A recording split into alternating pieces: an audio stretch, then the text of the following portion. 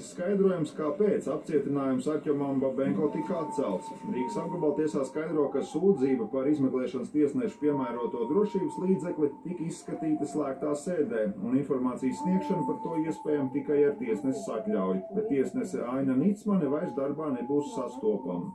Tiesnese pēc pilna lēmuma sagatavošanas ir devusies atvaļinājumā līdz pašām oktobra beigām, un pēc atvaļinājuma tiesneses karjera vairāk neturpinās.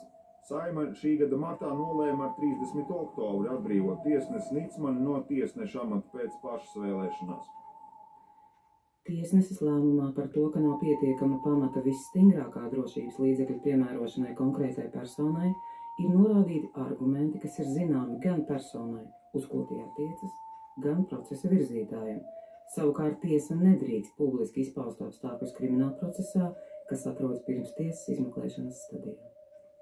De facto zināms, ka Babenko noteikti nav pirmais no apsūdzētajiem, kas pametis Latviju pēc tiesneses Nicmanes lēmuma nepiemērot apcietinājumu. Šī tiesnese savulaik neapcietināja citu advokātu Rusānovu klientu Valentīnu Frolovu, kuru notiesāja par spiegošanu Krievijas labā. Frolovs pašlaik izsludināts meklēšanā.